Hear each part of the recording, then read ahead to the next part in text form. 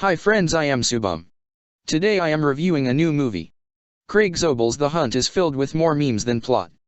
The incendiary film, which caused much online hand-wringing last fall, was eventually shelved after the president weighed in with an uninformed opinion. Almost everybody's opinion came sight unseen because few eyes had even watched The Hunt at all. No matter, after much sound and fury the movie is more of a molehill than a mountain. Betty Gilpin deserves better and so do we.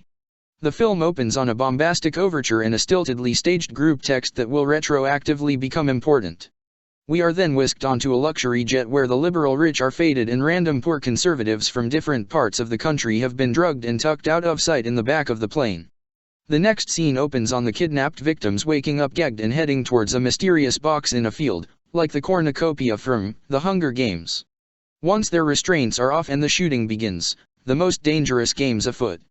It's easier to single out what I enjoyed about the movie before delving into its messy politics. There are a handful of thrilling, suspenseful sequences like the first shootout in the field and some hand-to-hand combat. Zobel leans into the exploitative possibilities of recreating Richard Connell's The Most Dangerous Game for a new audience, including bloody booby traps, a grenade thrown down a guy's pants and many, many painful-looking splattery wounds from arrows, knives, and bullets. Standing tall and stern-faced in the middle of the violent squall is Crystal Gilpin, the movie's secret weapon and its saving grace. Hardly any of the other characters on either side of the liberal/conservative divide ever rise above a trite stereotype, and while there's not too much more depth to Crystal, Gilpin's performance as a reluctant warrior makes her kind of a hero. She plays Crystal with a tight-lipped and restrained presence, perhaps a holdover from tolerating rotten customers at her car rental agency job.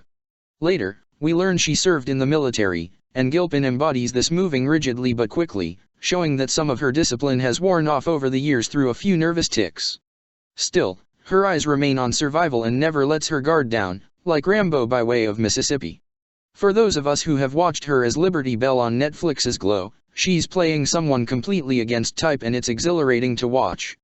Apart from Gilpin, the movie falls apart. The villains in this story are liberal elites led by a woman named Athena, Hilary Swank, who have a preposterous social media backstory fueled by a conspiracy theory known as Manorgate.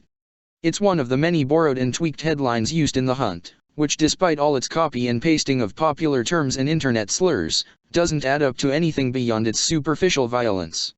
Written by Nick Cuse and Damon Lindelof, The Hunt proves how both-siderism doesn't always logically pan out. How could a pack of liberals easily upset by the sugar in soda, climate change, and gendered language turn to kill for sport? Instead, the movie plays into the conspiracy fears about crisis actors and theories that rich liberal elites are out to kill them, and that is where things get less funny. Thank you.